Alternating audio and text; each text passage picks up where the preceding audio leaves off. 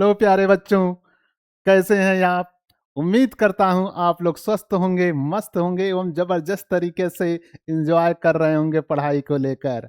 आज हम लोग एक ऐसे टॉपिक के बारे में सीखेंगे जो एग्जाम की दृष्टि से बहुत ही इम्पोर्टेंट है एवं आपके शारीरिक रूप से भी इम्पोर्टेंट है। हम लोग बात करने वाले हैं मानव में कंकाल तंत्र की, बोन की बात करने वाले हैं, हड्डी की बात करने वाले हैं और सीखेंगे कि हमारे शरीर में कितनी हड्डियां पाई जाती हैं। हमारे शरीर में हड्डियों की जो संख्या होती है वो 206 होती है। एवं हड्डियों का कार्य क्या है, हड्डियों का निर्माण कैसे होता है, इन सब चीजों पे हम लोग विस्तृत आज सीखने वाले हैं।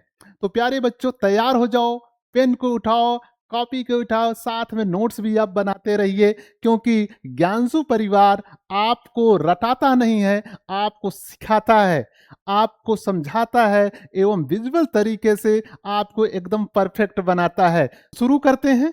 कंकाल तंत्र, मानव कंकाल तंत्र अगर आप देख पा रहे हैं इस संरचना को तो एकदम स्पष्ट दिखाई दे रहा है कि जो हमारा शरीर होता है इसी मानव कंकाल के द्वारा, इस कंकाल तंत्र के द्वारा ही हमारे शरीर की संरचना होती है। मतलब अगर ये आप सोचिए, कल्पना कीजिए कि अगर आपके शरीर से बोन निकाल दिया जाए, हड्डियां निकाल दिया जाए, तो आपका जो शरीर है एक मांस का लोथड़ा होगा। मतलब आप किसी भी पात्र में उसको रखेंगे उसी का आकार ले लेगा, मतलब आपका कोई आकार नहीं होगा।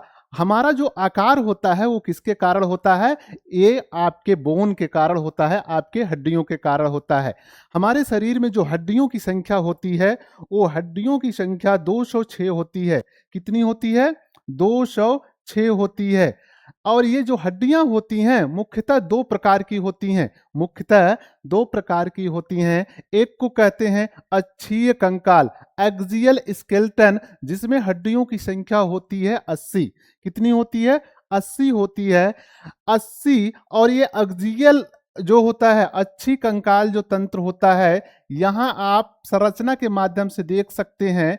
ये वाली जो संरचना दिखाई दे रही है, ये पूरी संरचना, जितने भी इसमें बोन पाए जा रहे हैं ये कौन से हैं? एक्सियल है।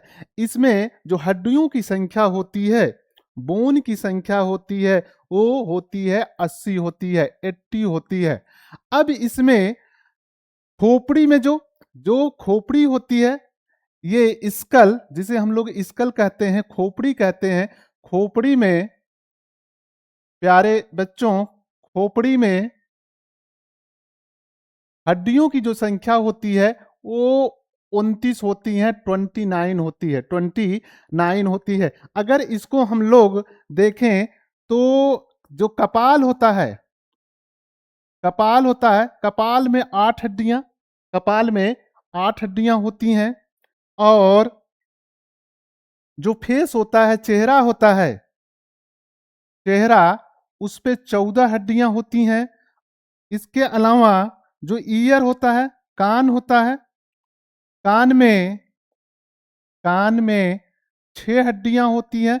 इसके अलावा एक कंटिका हड्डी होती है, कंठिका हड्डी होती है, जिसकी संख्या 1 होती है। टोटल मिला के हड्डियां जो स्कल खोपड़ी में पाई जाती हैं वो 29 होती हैं। मतलब जो आपका कपाल है, ये क्रैनियम वाला भाग है, इसमें हड्डियों की संख्या होती है 8। और जो आपका ये फेस दिखाई दे रहा है, फेस में जब आप मुस्कुराते हैं, मुस्कुराते समय इसका मतलब है आपकी 14 हड्डियां कार्य करती हैं। इसलिए कहा जाता है कि जब भी आपको समय मिले, जब भी मुस्कुराने का मौका मिले, आपको जरूर मुस्कुराना चाहिए। तो हमारे फेस पे मुस्कुराते समय कितनी हड्डियां काम कर रही हैं? 14। तो आप ये याद रखेंगे कि हमारे चेहरे पर हड्डियों की जो संख्या होती है वो 14 होती है। और जो ये कान दिखाई दे रहे हैं, ये कान, ईयर में हड्डियों की टोटल जो संख्या होती है वो होती है कितनी? 6 होती है। 3 इसमें और 3 इसमें, मतलब एक कान में 3 हड्डियां होती हैं, दूसरी कान में 3 हड्डियां होती है। टोटल नंबर आप बोन कितना होता है? 6 होता है आपके कान में कितनी होती हैं? 6 होती हैं। इसके अलावा अगर हम लोग बात करें जो आपकी हड्डियों का नाम है, जैसे कपाल में जो हड्डी पाई जाती है 8, फ्रंटल, पैरा पैराइटल पैराइटल और टेम्पोरल जो होती हैं, ये दो दो हड्डियां पाई जाती हैं। जो आपके कपाल में हड्डियां पाई जाती हैं उसका नाम है फ्रंटल, पैराइटल। पैराइटल 2 होती हैं और टेम्पोरल 2 होती हैं। इसके अलावा ऑसिपिटल और स्फेनॉइड एथमाइड। ऑसिपिटल, स्फेनॉइड और एमाइड और फ्रंटल, ये एक एक हड्डियां होती हैं, जबकि टेम्पोरल और पैराइटल ये 2-2 हड्डियां होती हैं। तो यहाँ पर 2, 2, 4, 5, 6, 7, 8, मतलब टोटल नंबर आप जो हड्डियां आपके कपाल में होती हैं वो कितना होती हैं? 8 होती हैं। दूसरा हम लोग देखते हैं फेस पे, चेहरे की अगर हम लोग बात करें तो यहाँ पर 14 टोटल हड्डियां होती हैं।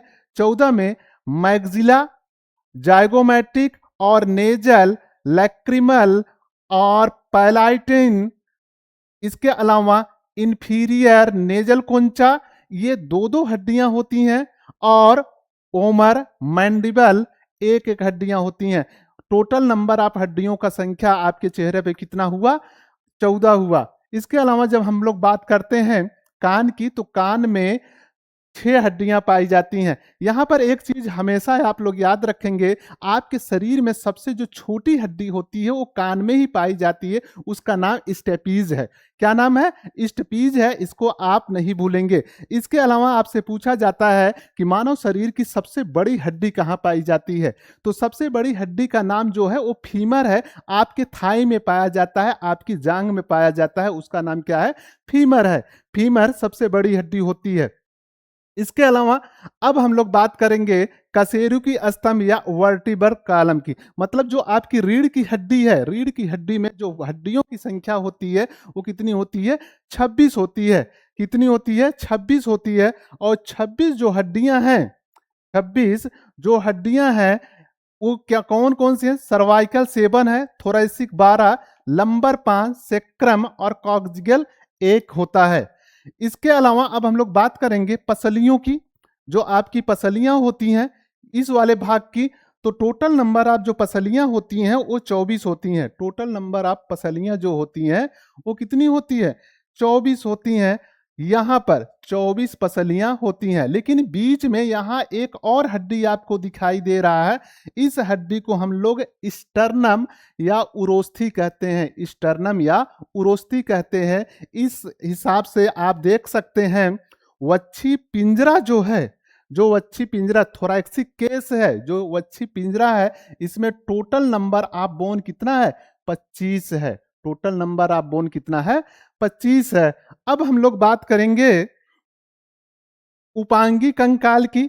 उपांगी कंकाल जो होते हैं अपेंडिकुलर स्केलेटन, इसमें टोटल नंबर आप जो बोन होता है, मतलब पूरा जो बोन होता है वो कितना होता है? 126 होता है। 126 होता है।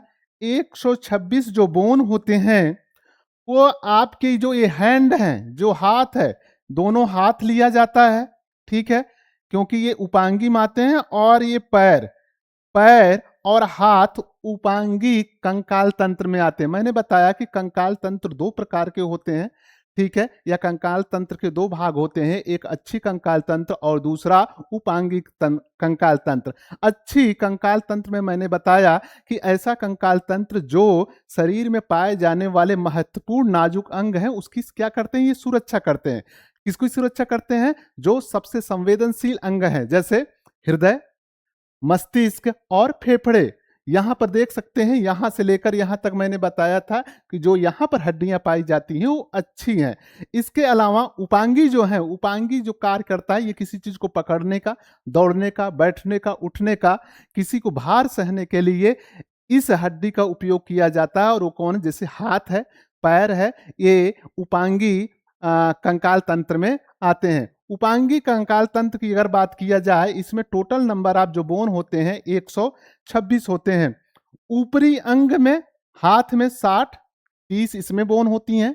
मतलब हमारे इस हाथ में 30 बोन होता है, 30 हड्डियां होती हैं, और इस हाथ में 30, 30 कितने हो गए? 60 हड्डियां हो गई। इसके अलावा निचले अंग में, निचले अंग का मतलब होता है जो आपका पैर होता है, दोनों पैर में, एक पैर में 30, दूसरे पैर में 30, टोटल नंबर आप जो बोन हुआ कितना हुआ? वो भी 60 हो गया।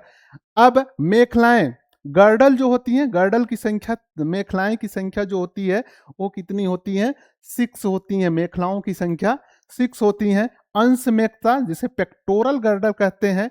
पेक्टोरल गर्डर मतलब ये वाला जो हमारे ये कंधे से जो लगा हुआ है, यहाँ पर जो हड्डी पाई जा रही है। और यहाँ जो हसूली, हसूली तो सुने होंगे ना, जो पुराने जमाने में दादी अम्मा नानी एक हसूली पहनती थी चांदी की, जो बहुत मोटी मोटी होती है। उसी प्रकार से हमारे पास यहाँ पर कॉलर बोन होते हैं, हसूली की आकार की बोन होते हैं।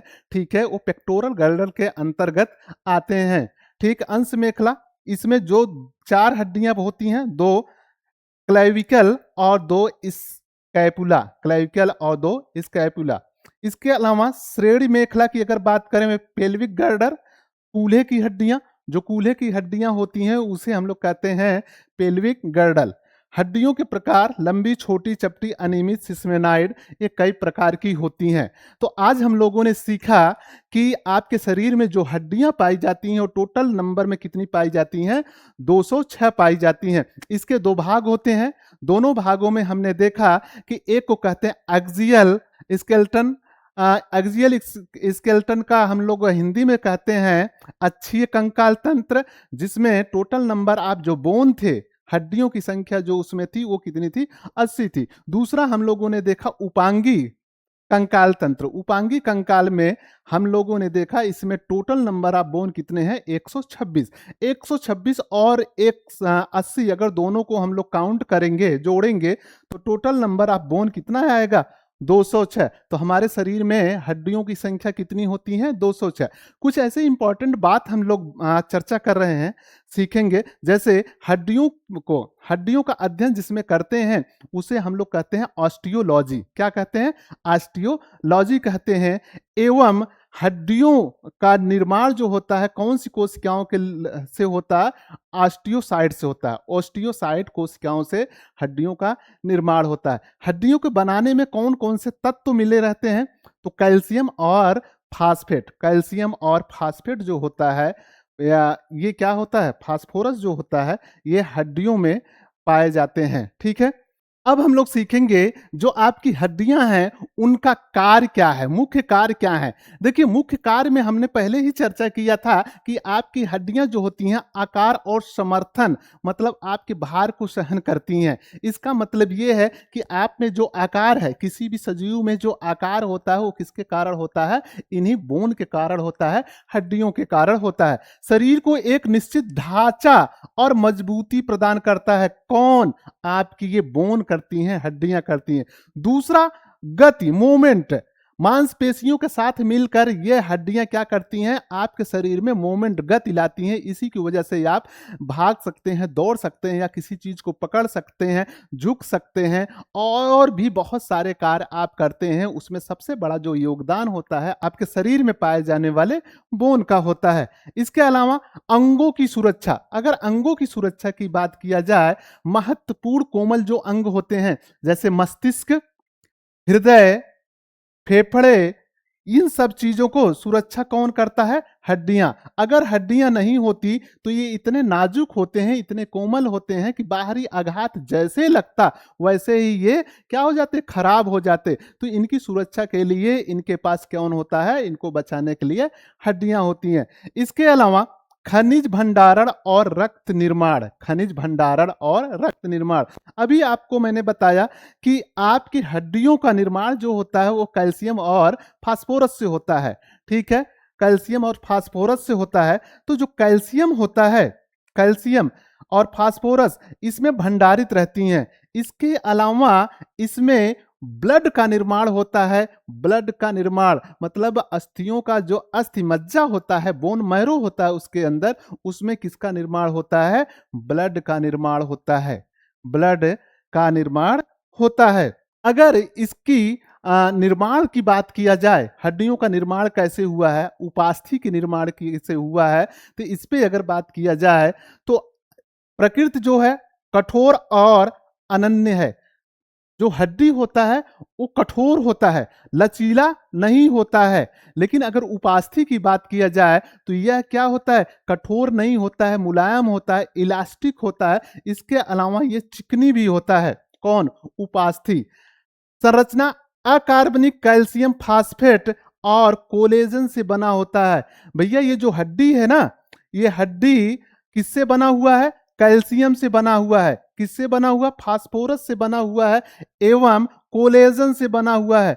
कोलेजन से बना हुआ है, इसलिए इस कहा जाता है ये अकार्बनिक पदार्थ से मिलकर बना होता है। जबकि अगर हम बात करें उपास्थि की बात करें, कार्टिलेज की बात करें, तो पूरी तरह से ये कार्बनिक प्रोटियोग्लाइकेन्स कैल्शियम रहित, मतलब ये किससे बना है? प्रोटियोग्लाइकेन से बना हुआ है, जो जिसमें कैल्शियम नहीं पाया जाता। इसका मतलब है कि जो आपकी उपास्थि है वह कार्बनिक पदार्थों से मिलकर बना हुआ है और जो आपकी हड्डी है वो अकार्बनिक पदार्थों से मिलकर बना हुआ है। अगर कोशिका पाया जाए, अगर इसमें हड्डियों की कोशिका की बात किया जाए तो ये ऑस्टियोसाइट कोशिका से बना होता है। एग्जाम में अक्सर पूछा जाता है कि हड्डियों में पाए जाने वाले कोशिका को क्या कहते हैं, या हड्डियों का निर्माण किन कोशिकाओं से होता है? तो आंसर होता है ऑस्टियोसाइट, ऑस्टियोसाइट। दूसरा, अगर कोशिका की बात किया जाए, उपास्थि कौन सी कोशिका से बनी हुई है? तो ये बनती है चोंड्रोसाइट से। किससे? चोंड्रोसाइट कोशिका। ये आप इंपॉर्टेंट है, बहुत इंपॉर्टेंट है। इन दोनों को आप याद करके रखेंगे, भूलेंगे नहीं प्यारे बच्चों, प्यारे साथियों, भूलेंगे नहीं। बोन का निर्माण किस कोशिका से होता है? ओस्टियोसाइट्स कोशिका से, जबकि उपास्थि चोंड्रोसाइट कोशिका से बनता है। ठीक है।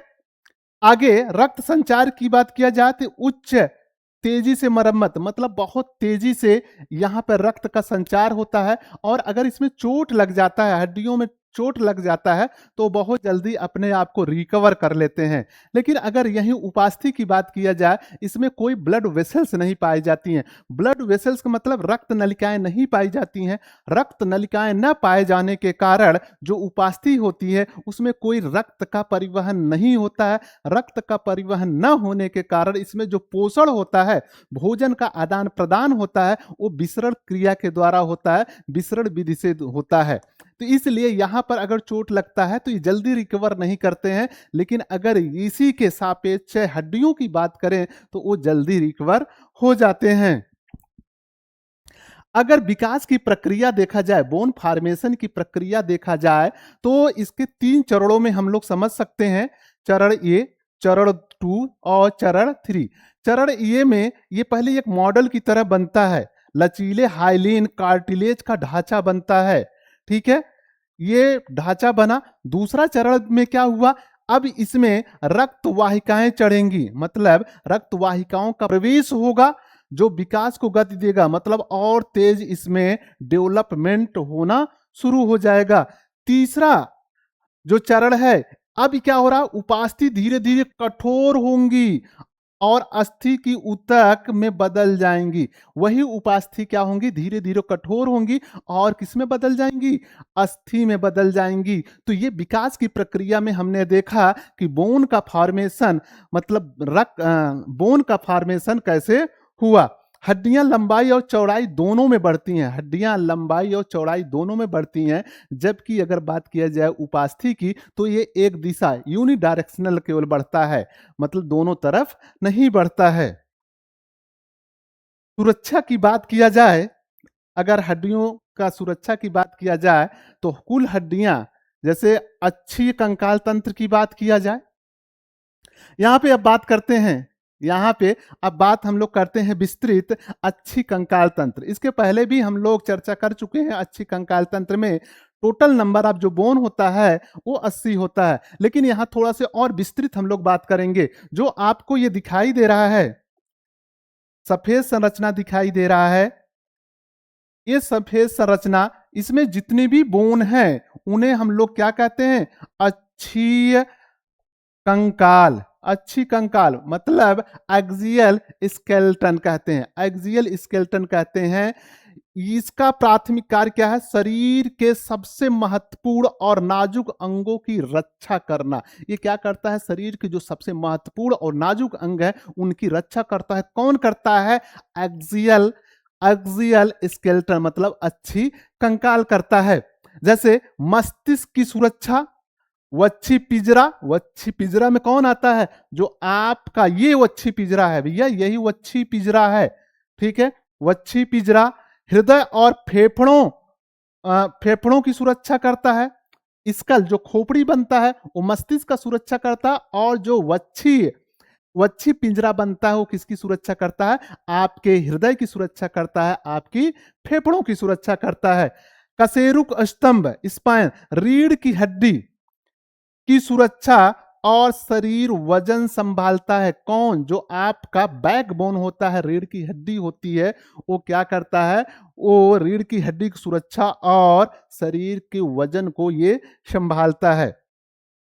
अब हम लोग बात करेंगे स्कल की, खोपड़ी की बात करेंगे। ये आपको दिख भी रहा होगा, ये संरचना दिख रहा है, ये क्या है? खोपड़ी है। भैया ये तेलिया मसान वाला खोपड़ी नहीं है। जो अवघड़ लोग होते हैं, अवघड़ लोग होते हैं, मैंने सुना है, देखा तो नहीं है, मैंने सुना है बहुत सारे अवघड़ लोग क्या करते हैं, इसमें ही खाना और पानी पीते हैं, खोपड़ी में और कुछ जादू टोना ऐसी कुछ चीजें करते हैं जो मेरे समझ से परे है। आप लोग भी इस पे बहुत ज्यादा विश्वास नहीं करिएगा। कपाल की बात किया जाए, इसके पहले मैंने आपको बताया है, समझा चुका हूं कि जो आपका ये स्कल होता है, पूरा खोपड़ी होता है, पूरे खोपड़ी में मैंने बताया है कि हड्डियों की जो संख्या होती है वो 29 होती है, 29 होती है, 29 29 होती है।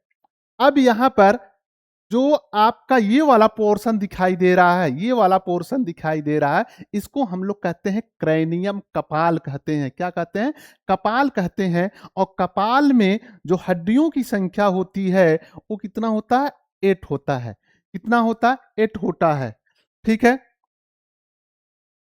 हड्डियां मस्तिष्क को सुरक्षित रखने, ये क्या कर रहे हैं? मस्तिष्क को सुरक्षित रख रहे हैं और बाहरी कठोर आवरण बना रहे हैं, बाहरी कठोर आवरण बना रहे हैं। इसके अलावा अब हम लोग बात करते हैं इस वाले पोर्शन की, तो इसे हम लोग कहते हैं चेहरे की हड्डियां, फेस बोन। फेस बोन कहते हैं। और फेस बोन में टोटल जो संख्या होता है वो संख्या है 14, 14। कितना? 14 होता है। फेस बोन में हड्डियों की संख्या कितनी होती है? 14 होती है। इसीलिए आप लोग कुछ ज्यादा ही मुस्कुराया कीजिए, क्योंकि जब आप मुस्कुराएंगे तो 14 बोन काम करेंगी, 14 बोन काम करेंगी। तीसरा, अचल संधियां, जबड़े की छोड़कर खोपड़ी की सभी हड्डियां इस्यूचर नामक अचल जोड़ों द्वारा मजबूती से जुड़ी रहती हैं। भैया अगर यहाँ पर आपसे पूछा जाए कि ये चल है कि अचल है, तो खोपड़ी में जो हड्डियां एक दूसरे से जुड़ी रहती हैं वो अचल होती हैं, मतलब वो मूवमेंट नहीं करती हैं। जैसे अब हम लोगों हाथ में देखिए, जो हड्डियां एक दूसरे से जहां से जुड़ी हैं वहां से हम लोग क्या कर सकते हैं? बेंड कर सकते हैं, मोड़ सकते हैं। जिस दिशा में वो बेंड करते हैं हम लोग कर सकते हैं, मतलब मूवमेंट यहाँ हो रहा है, गति हो रही है। लेकिन खोपड़ी में जो आपके इस क्रैनियम में हड्डियां हैं, ठीक है, यहां पर पूरे खोपड़ी में वो हड्डियां अचल हैं, सिर्फ इस जाके, मतलब ये वाला जो है, ठीक है, इस वाले पोर्शन को छोड़ दिया जाए, इसके अलावा जितनी हड्डियां हैं वो मूवमेंट नहीं करती हैं, गति नहीं करती हैं। अब हम लोग बात करेंगे बैकबोन की, कशेरुक स्तंभ की, जिसे हम लोग वर्टिबल कॉलम कहते हैं, वर्टिबल कॉलम कहते हैं। और ये एग्जाम में बहुत ज्यादा पूछा जाता है और आपके अंदर भी बहुत ज्यादा कंफ्यूजन होता है। तो कंफ्यूजन जरा से भी मत कीजिए, क्योंकि ज्ञानसु परिवार ही आपको विजुअल तरीके से प्रैक्टिकल के हिसाब से आपको एक एक चीज बहुत अच्छी तरीके से समझाता है कि आपको कहीं भी कंफ्यूजन नहीं होना चाहिए। कंफ्यूजन अगर होगा तो पढ़ाने का कोई मतलब नहीं है, इसीलिए विजुअल तरीके से हम पढ़ाते हैं। यहां पर कशेरुक स्तंभ की बात किया जाए तो ये एक इंजीनियरिंग का, पूरा इंजीनियरिंग का एक चमत्कार है हमारे शरीर में। इसका मेन जो कार्य होता है, अगर हड्डी के रूप में देखा जाए तो जैसे जो गाड़ियां होती है उसमें साकर होता है, साकर क्या करता है? वो किसी भी झटके को एब्जॉर्ब कर लेता है, झटके को एब्जॉर्ब कर लेता है। उसी हिसाब से हमारा जो बैकबोन है वो भी है। अगर ये बैकबोन नहीं होता तो जो झटके हमें लगते हैं, झटके हम लोग एब्जॉर्ब नहीं कर पाते, शायद हमारे शरीर में कुछ और लक्षण दिखाई देने लगते। इसमें टोटल नंबर ऑफ जो बोन होता है, टोटल नंबर ऑफ जो बोन होता है वो होता है 26। कितना होता है? 26, 26 होता है। इसका आकार सीधा नहीं होता है, सीधा नहीं होता है, बल्कि थोड़ा बेंट होता है, हल्का यस आकार का होता है। कैसा होता है? यस आकार का होता है। अब अगर इसकी बात किया जाए, ये कई डिवीजन में इसको बांटा गया है। जैसे नंबर 1 सर्वाइकल, जो सर्वाइकल है ये वाला पोर्शन सर्वाइकल है, और इसमें टोटल जो बोन होता है वो 7 होता है। कितना होता है? 7 होता है। अब सर्वाइकल की बात किया जाए तो ये गर्दन वाली जो पोर्शन दिखाई दे रहा है, यहाँ जो बैकबोन पाया जाएगा इसे हम लोग सर्वाइकल कहते हैं। और अक्सर आप सुने होंगे कुछ लोग कहते हैं सर्वाइकल दर्द कर रहा है, मतलब मेरे गर्दन में बहुत ज्यादा दर्द है। इसका मतलब है कि इनके गर्दन में कहीं ना कहीं नस दब गया है, ठीक है, तो इसलिए दर्द हो रहा है। इसी को हम लोग सर्वाइकल दर्द कहते हैं। तो सर्वाइकल जो बोन होता है वो कितना होता है? 7 होता है। 7 होता है। कहां पाया जाता है? ये पाया जाता है बैकबोन में, रीढ़ की हड्डी में। दूसरा बात करें तो थोरैसिक, थोरैसिक की जो संख्या होती है सबसे ज्यादा होती है। तो आपसे कभी अगर पूछा जाता है कि बैकबोन में सबसे ज्यादा कौन हड्डी पाई जाती है, तो थोरैसिक पाई जाती है। और थोरैसिक की जो संख्या होती है प्यारे बच्चों, वो होता है 12 ठो। कितना होता है? 12 होता है, 12 होगा। इसके बाद लंबर, कौन सा? लंबर, लंबर जो हड्डी है, लंबर हड्डी 5 होता है। लंबर जो हड्डी होती है वो 5 होती है। इसके अलावा सेक्रम, सेक्रम जो यहाँ पर एक हड्डी दिखाई दे रहा है इसे हम लोग सेक्रम कहते हैं। इसके अलावा एक और पाया जाता है काग्जिक्स, काग्जिक्स जिस होता है ये वाली जो लास्ट में, इसी से पहले पूंछ का निर्माण होता था, यही लास्ट वाले रीजन से, ये भी संख्या में एक होती है। तो यहाँ पे नंबर की अगर बात किया जाए तो देखें तो 7 और 12 19 हो गए। 19 5 24, 24 1 25 1 26, मतलब टोटल नंबर आप जो बोन है आपके बैकबोन में वो कितना है? 26 है। बार बार अगर मैं रिपीट कर रहा हूं इसका मतलब है कि आपके ब्रेन में, आपके मस्तिष्क में मैं उससे लोड कर रहा हूं। क्योंकि जब कोई चीज हम लोग बार बार बातें करते हैं तो धीरे धीरे वो हमारे मस्तिष्क में अपने आप समावेशित होता चला जाता है। इसलिए अगर पूछा जाए आपके शरीर के बैकबोन में कितनी हड्डियां पाई जाती हैं, तो कितनी पाई जाती हैं? 26 पाई जाती हैं। अगर डिवीजन की बात किया जाए कौन कौन सी पाई जाती हैं, सर्वाइकल पाई जाती हैं, थोरैसिक पाई जाती हैं, लंबर पाई जाती हैं, सैक्रम पाई, काग्जिक्स पाई जाती हैं। तो अगर इसमें कितनी हड्डियां पाई जाती हैं, तो 7 12 5 1 1, टोटल नंबर कितना हुआ? 26 हुआ। अब इसके अलावा यहां पे जो ये संरचना दिखाई दे रहा है, इस वाले संरचना को हम लोग क्या कहते हैं? इंटरवर्टिब्रल डिस्क, ठीक है, इंटरवर्टिब्रल डिस्क कहते हैं। और हर हड्डी के बीच में फाइब्रिनो कार्टिलेज, यहाँ फाइब्रो कार्टिलेज एक पाया जाता है जो कुशन का काम करता है। मतलब जब इस पे धक्का लगता है, जब इस पे शॉक लगता है, ये शॉक को एब्जॉर्ब कर लेता है, अवशोषित कर लेता है, और हमें दबाव महसूस नहीं होता है। इसके बीच की खोखली नली से संवेदनशील रीढ़ की हड्डी, मतलब अब इसके अंदर एक खोखला स्थान होगा जिसमें से एक बोन निकलता है, जिसको हम लोग कहते हैं स्पाइनल कॉर्ड कहते हैं, स्पाइनल कॉर्ड कहते हैं, स्पाइन। अब हम लोग बात करेंगे वच्छी पिजरा के, थोरैसिक, थोरैसिक केज की बात करेंगे। ये एक देख रहे हैं कि इस संरचना एकदम पेज लायक लग रहा है, मतलब पिजड़ा लायक लग रहा है। कभी बचपन में आपने भी तोता को पाला होगा, तोता को, खरगोश को। अच्छा ये बताओ पिजड़े में उसको क्यों रखते हैं? इसलिए रखते हैं ताकि जो बिल्लियां हैं या ऐसे जीव उसे मारे ना, मतलब उसको खा ना जाए। वैसे ही ये जो संरचना बना है तो हमारे शरीर के अंदर जो सबसे संवेदनशील अंग है उसको बचाने के लिए बना है। वो संवेदनशील अंग कौन सा है? आपका हृदय है और फेफड़ा है। आपके फेफड़े और हृदय को बचाने के लिए ये वच्छी पिंजरा का विकास नेचर ने किया है। और इसमें टोटल नंबर जो हड्डियों का होता है वो 25 होता है। लेकिन अगर इसमें जो रिब्स की बात किया जाए, रिब्स की बात किया जाए, रिब्स की जो संख्या होती है वो संख्या होती है 24 होती है। और आज यहां 5-7 प्रश्न ऐसे बनेंगे, 5-7 ऐसे प्रश्न बनेंगे जो हमेशा कंफ्यूजन होता है और एग्जाम में अक्सर लोग गलत करके आते हैं। लेकिन अगर ध्यान से वीडियो को पूरा देखते हैं तो जाहिर सी बात है वो कंफ्यूजन रिब्स के मामले में, पसलियों के मामले में नहीं होगा। जैसे सत्य पसलियां क्या है, असत्य पसलियां क्या है, फ्लोटिंग रिब्स क्या है, मतलब तैरती हुई पसलियां क्या हैं। इन सारी चीजों पे बस थोड़ा सा एक बार सुनने के बाद आपके मस्तिष्क में घुस जाएगा। तो चलिए देखते हैं कि रिब्स के बारे में क्या क्या महत्वपूर्ण जानकारियां हैं। हृदय और फेफड़ों की सुरक्षा करने वाला 25 हड्डियों का लचीला पिंजरा है। ये जो पिंजरा दिखाई दे रहा है, इसमें टोटल नंबर आप जो बोन होते हैं वो कितने होते हैं, 25 होते हैं। 25 25 होते हैं। लेकिन यहां पर एक चीज एकदम माइंड में बैठा लीजिए, जो रिब्स होती हैं, रिब्स की संख्या होती है 24।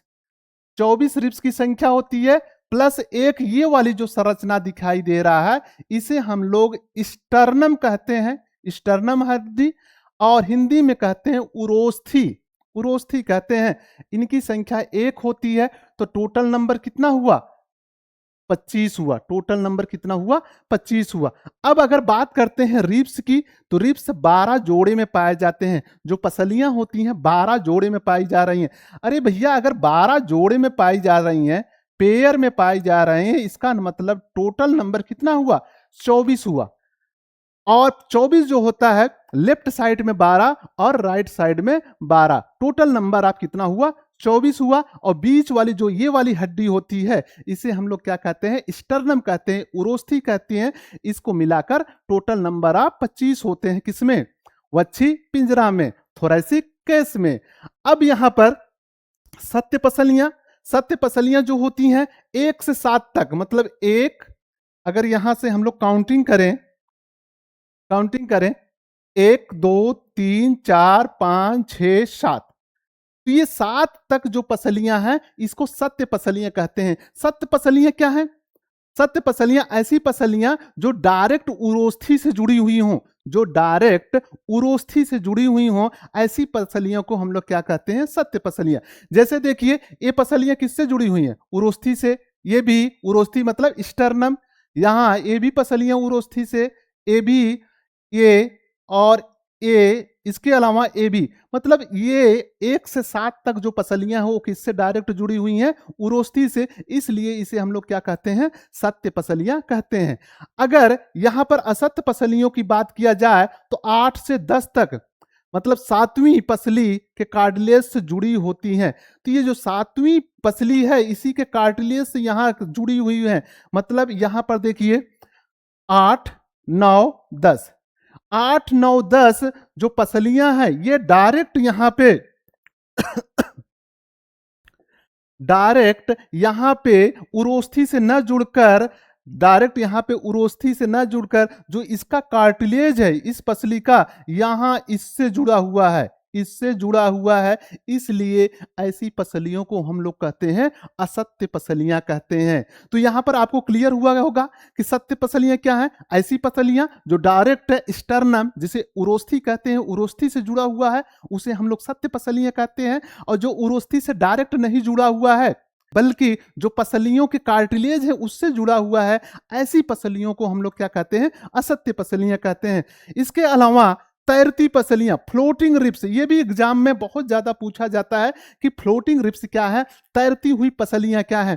तैरती हुई पसलियां जो होती हैं, ना तो वो उरोस्थी से जुड़ी होती हैं, ना ही कार्टिलेज से जुड़ी होती हैं, ना ही उरोस्थी से जुड़ी होती हैं और ना ही कार्टिलेज से जुड़ी होती हैं। इनकी संख्या 2 होती है। ये देखिए, ये वाली जो संख्या, ये वाला जो आकार दिखाई दे रहा है, ये क्या है, फ्लोटिंग, फ्लोटिंग रिब्स है, मतलब तैरती हुई पसलियां। इनकी संख्या जो होती है 11 और 12 जो होती है, 11 और 12 लास्ट वाली जो 2 पसलियां होती हैं, ना तो वो उरोस्थी से जुड़ी होती हैं, ना कार्टिलेज से जुड़ी होती हैं। ऐसी पसलियां स्वतंत्र होती हैं, इसलिए हम लोग इसे फ्लोटिंग रिब्स या तैरती हुई पसलियां कहते हैं। तो यहां से हम लोग कम से कम 4-5 ऐसे प्रश्न को सॉल्व किए हैं जो बहुत ही कंफ्यूजन होता है और अक्सर प्रश्न बनाता है और आप कंफ्यूज हो जाते हैं। तो 1 से 7 तक जो पसलियां वो कैसी हैं, सत्य पसलियां। इसके बाद, इसके अलावा जो 8 से 10 पसलियां हैं, 8 से 10 पसलियां हैं, वो कैसी हैं, असत्य पसलियां। इसके अलावा जो 11वीं और 12वीं पसलियां हैं, वो कैसी हैं, फ्लोटिंग रिब्स हैं, मतलब तैरती हुई पसलियां हैं। अब हाइलिन कार्टिलेज के कारण पिंजरा सांस लेते समय फैल सकता है। इसमें भैया जो ये वाली संरचना दिखाई दे रहा है, ये वाली संरचना जो दिखाई दे रहा है ये क्या है? हाइलिन कार्टिलेज है।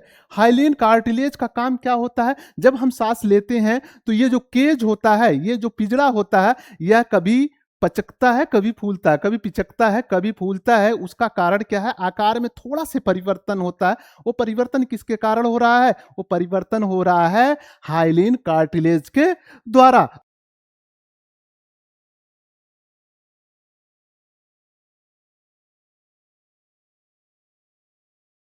हम लोग चल रहे हैं उपांगी कंकाल के बारे में, ठीक है। एपेंडिकुलर स्केलेटन की बात करेंगे। एपेंडिकुलर स्केलेटन, ये देखिए जो आपकी संरचना दिखाई दे रहा है, ये वाली जो संरचना है इसे हम लोग ऐड करते हैं उपांगी कंकाल में। उपांगी कंकाल में टोटल नंबर ऑफ जो बोन होता है उसकी संख्या होती है 126। 126 यह अच्छी कंकाल से बाहर की ओर फैला हुआ होता है। इसका मेन काम होता है किसी चीज को पकड़ना, दौड़ना, भार का वहन करना, सुरक्षा करना, ये सारे कार्य उपांगी कंकाल के होते हैं। इसका प्राथमिक कार्य देखिए, गतिशीलता, पर्यावरण के साथ संपर्क और रोजमर्रा की गतिविधियों जैसे चलना, दौड़ना, पकड़ना, ये सारी चीजें किसका है? उपांगी कंकाल का है। अब यहां पर अगर बात करें अंग की, तो जो हाथ आपका है वो उपांगी कंकाल होगा। इसके अलावा पैर जो लिम्फ है वो भी आपका उपांगी कंकाल है।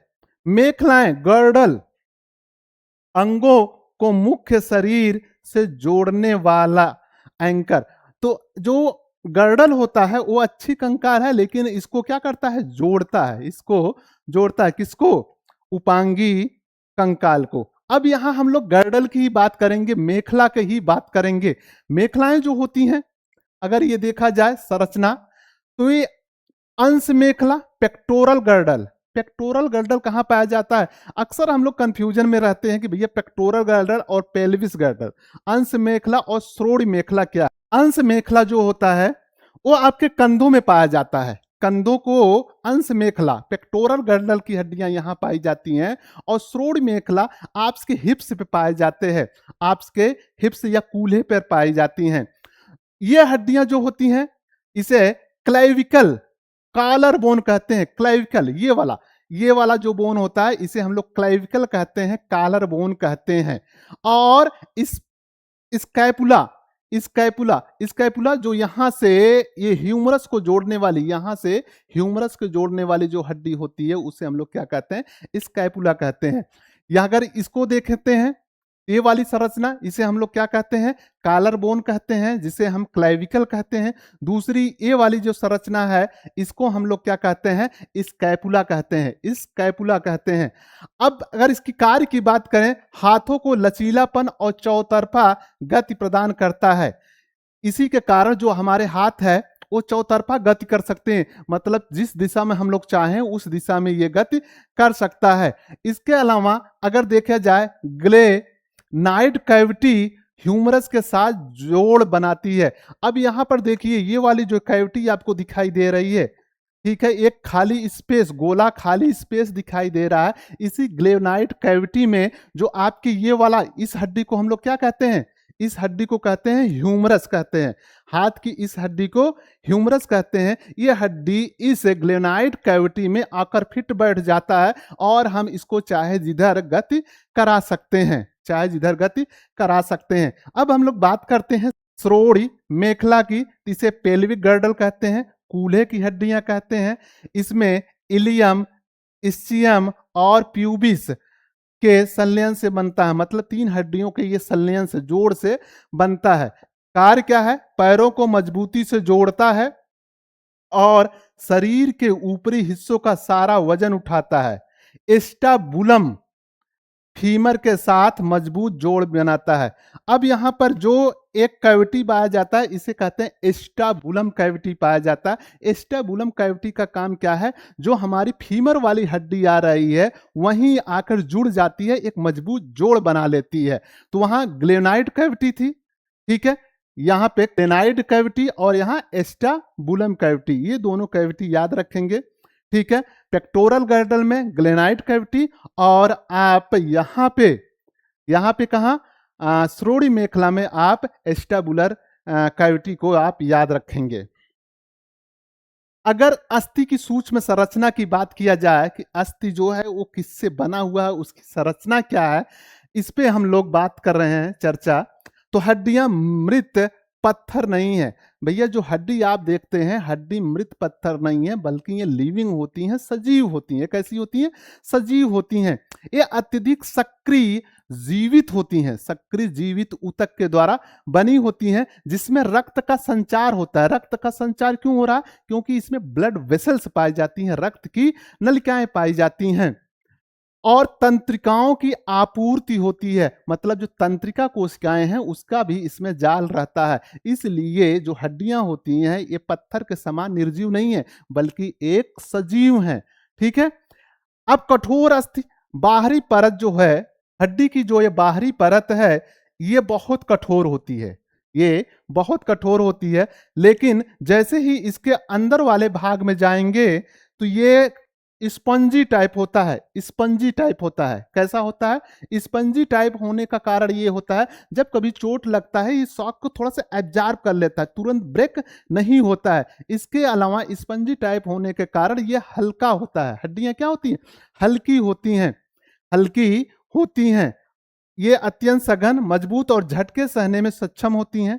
स्पंजियस भीतरी जालीदार परत जो हड्डी को हल्का रखती है और दबाव को बांटती है। इसके अलावा अस्थिमज्जा। अब यहां पर जो ये वाली संरचना दिखाई दे रही है, इसके अंदर इसे हम लोग कहते हैं बोन मैरो। बोन मैरो, अस्थिमज्जा। अस्थिमज्जा, अस्थिमज्जा में ही रक्त का निर्माण होता है। फॉर्मेशन ऑफ ब्लड, मतलब रक्त जो आपका है वो अस्थिमज्जा में ही बनता है। मैंने ब्लड वाले चैप्टर में बहुत अच्छा से बताया है कि जो अस्थि का निर्माण होता है वो अस्थिमज्जा, सॉरी, जो ब्लड का निर्माण होता है वो अस्थिमज्जम होता है। लेकिन कमेंट करके आप जरूर बताइएगा, जब हम माँ के गर्भ में होते हैं, मतलब भ्रूण अवस्था में होते हैं, उस समय रक्त का निर्माण शरीर के किस अंग में होता है? कमेंट करके आप जरूर बताएंगे। अब यहां अगर संधियां जो पूछा जाए कि भैया ये जो हड्डियां हमारे शरीर में हैं, कहीं ना कहीं आप जानते होंगे कि ये एक दूसरी से जुड़ी हुई हैं। ऐसा नहीं है कि एक ही हड्डियां हैं। आपके शरीर में, हमारे शरीर में 206 हड्डियां हैं, और 206 हड्डियों को जोड़ने वाला कोई तो होगा। और जहां दो हड्डियां एक दूसरे से जुड़ी होती हैं उसे हम लोग क्या कहते हैं? संधियां कहते हैं। फिर से ध्यान से सुन लीजिए, जहां पर दो हड्डियां आपस में जुड़ती हैं उसी जोड़ को हम लोग क्या कहते हैं? संधियां कहते हैं। संधियां कहते हैं। और गतिशीलता के आधार पर, गतिशीलता के मोमेंट के आधार पर इन संधियों को हम लोग कई प्रकार बांटे हैं। जैसे यहां पर 3 प्रकार से हम लोग बांट चुके हैं। इसे कहते हैं अचल संधियां। अचल संधियां ऐसी संधियां होती है जिसमें जरा से भी मोमेंट नहीं होता है, थोड़ा भी मोमेंट, मतलब जीरो मोमेंट होता है। कैसा? जीरो मोमेंट, मतलब यहां पर गति नहीं होती है, बिल्कुल गति नहीं होती है। उदाहरण, खोपड़ी की हड्डियां, जो आपकी इस खोपड़ी में, स्कल में हड्डियां हैं, वो एक दूसरे से जुड़ी तो हैं, फ्यूचर से जुड़ी तो हैं, लेकिन उसमें कोई मोमेंट नहीं होता है। क्या नहीं होता है? गति नहीं होता है। इसलिए इसे हम लोग कहते हैं अचल संधियां, इमूवेबल ज्वाइंट कहते हैं। यहां पर कोई गति नहीं होता है। एग्जाम में आता है तो आंख मूंद के मार दीजिएगा कि भैया जो मस्तिष्क में, मतलब जो खोपड़ी की हड्डियां होती हैं वो इमूवेबल होती हैं, अचल हड्डियां होती हैं। अचल हड्डियां पूरे शरीर में, मतलब उसमें मोमेंट जो होता है 0 पॉइंट होता है। दूसरी अगर बात किया जाए, जो 10% होता है आंशिक चल संधियां। ठीक है। तो ये सीमित गति हड्डियां उपास्थि से जुड़ी होती हैं। उदाहरण, रीढ़ की हड्डियां, जो हमारा ये बैकबोन की हड्डियां होती हैं, वो आंशिक आंशिक गति करती हैं, इसलिए आंशिक चल संधियां कहते हैं। मतलब इसमें बहुत ज्यादा मोमेंट नहीं है, हल्का से मोमेंट होता है। इसका मतलब ये है कि पूरा आप चाहे जिधर बेंड कर लीजिए, ऐसा नहीं होता है। थोड़ा से हमारे उपास्थि के सहारे से थोड़ा बहुत बेंड होता है, इसलिए इसे हम लोग कहते हैं आंशिक चल संधियां, और ये पूरे शरीर का 10% होता है। तीसरा अगर बात करें तो इसे कहते हैं पूर्ण चल संधियां। इसे क्या कहते हैं? पूर्ण चल संधियां। जितनी भी मशीनें होती हैं वहां जो ज्वाइंट होते हैं, ज्वाइंट पे क्या लगाया जाता है? ग्रीस लगाया जाता है, ऑयल लगाया जाता है। ठीक है, क्यों लगाया जाता है? क्योंकि उनके बीच में जो घर्षण हो, घर्षण को कम करे, घर्षण को कम करे और फ्रिक्शन ना हो। फ्रिक्शन होगा तो वो घिसेगा, और घिसेगा तो जल्दी खराब हो जाएगा। वैसे ही जहां हमारी हड्डियां हैं एक दूसरे से जहां कनेक्ट हुई हैं, संधियां जहां हैं, तो उनके बीच में एक द्रव पाया जाता है, और द्रव वो हमारे शरीर के अंदर उसी ग्रिस की तरह काम करता है। मतलब दोनों हड्डियों के बीच में कोई फ्रैक्शन, घर्षण नहीं आने देता। इस द्रव का नाम है साइनोवियल, साइनोवियल द्रव। इसका क्या नाम है? साइनोवियल द्रव है। ये साइनोवियल द्रव जो होता है दो हड्डियों के बीच में घर्षण आने नहीं देता है। एक बहुत ही ज्वलंत उदाहरण आपको दिखाई दे रहा है। इस समय भारत में बहुत ज्यादा पॉपुलेशन, जो बुजुर्ग होते जा रहे हैं लोग, उनमें देखने को आता है जब उनकी उम्र 50, 60, 70 की होती है तो उनके घुटने काम करना बंद कर देते हैं, या घुटनों में बहुत दर्द होता है। तो भाई जो घुटने में दर्द होता है वो किसके कारण होता है? वही साइनोवियल फ्लूइड जो होता है, साइनोवियल फ्लूइड जो होता है, द्रव होता है, वो धीरे धीरे खत्म हो जाता है। अब अगर द्रव खत्म हो गया तो जो हड्डियां हैं, जो हड्डियां हैं वो एक दूसरे में टकराने लगी। एक दूसरे में जब टकरा रही हैं तो ये घिस रही हैं, और जब घिसता है तो उनको बहुत ज्यादा पीड़ा होती है, उनको बहुत ज्यादा पीड़ा होती है। तो जो हड्डियां होती हैं जहां पर संधियां होती हैं तो कौन सा द्रव पाया जाता है? साइनोवियल द्रव पाया जाता है। अब अगर गति के हिसाब से श्लेष संधियां की बात किया जाए, जो चल संधियां हैं, चल संधियां भी कई प्रकार की होती हैं। जैसे नंबर 1 अगर हम लोग बात करें, कंदुक खल्लिका संधि, अक्सर एग्जाम में पूछा जाता है, संधियों से बहुत ज्यादा प्रश्न पूछे जाते हैं। कंदुक खल्लिका संधि, जिसे बॉल एंड सॉकेट ज्वाइंट कहते हैं। भैया जैसे ये कोई बॉल हो, उसमें कोई आके सॉकेट मिल जाए, ठीक है, तो इसे हम लोग क्या कहते हैं? कंदुक खल्लिका संधि कहते हैं। ठीक, अब यहां पे कंदुक खल्लिका जो संधि है, एक हड्डी गोल सिरा दूसरी हड्डी के प्याले नुमा गड्ढे में फिट हो जाता है। ठीक, अब यह गति सभी दिशाओं में, कंधे की हड्डियां, जो कंधे की ग्लेनाइड कैविटी था, जो ग्लेनाइड कैविटी था जिसमें ह्यूमरस आके लग जाती थी, वो कौन सी संधि है वहां पर? वहां पे कंदुक, कंदुक खल्लिका संधि, मतलब बॉल एंड सॉकेट। और इसके कारण हम लोग इसको चाहे मूवमेंट चाहे जिस दिशा में कर सकते हैं, मतलब चारों दिशाओं में इसको हम मूवमेंट करा सकते हैं, गति करा सकते हैं। ठीक है, तो आपको याद रखना है कि जो हमारा कंधा है, जो हमारा कूल्हा है, वहां पे जो संधियां पाई जाती हैं वो कैसी संधियां पाई जाती हैं?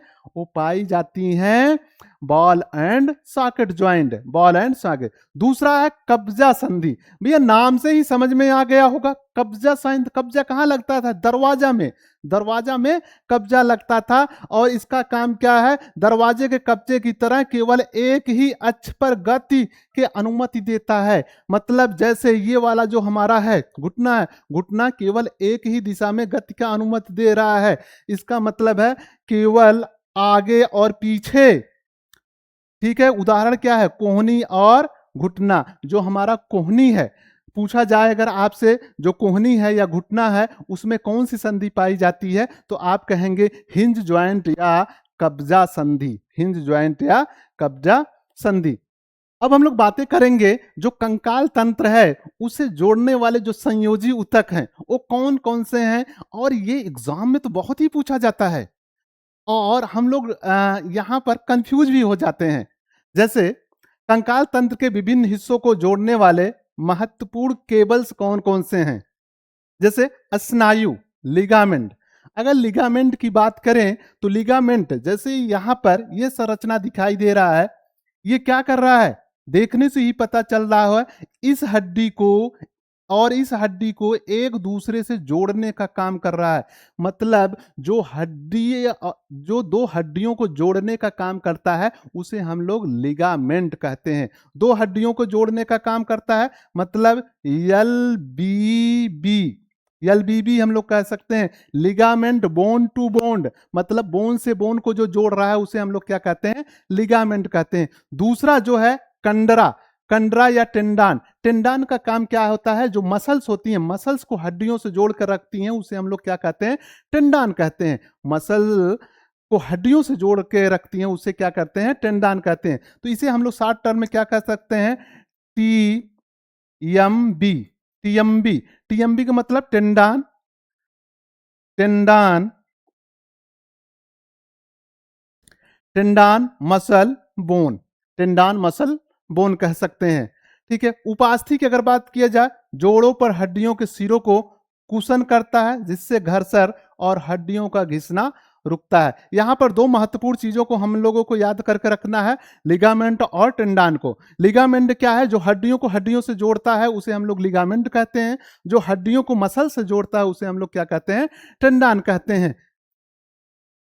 अब अगर मांसपेशियों की प्रकार की पूछा जाए, तो मांसपेशियों वैसे 3 प्रकार की होती हैं। एक को कहते हैं ऐच्छिक मांसपेशियां, जिसे क्या कहते हैं, कंकाल पेशी या स्केलेटन मसल कहते हैं। दूसरे को हम लोग कहते हैं हृदय पेशियां, कार्डियक मसल कहते हैं। और तीसरे को कहते हैं स्मूथ या अनैच्छिक पेशियां कहते हैं।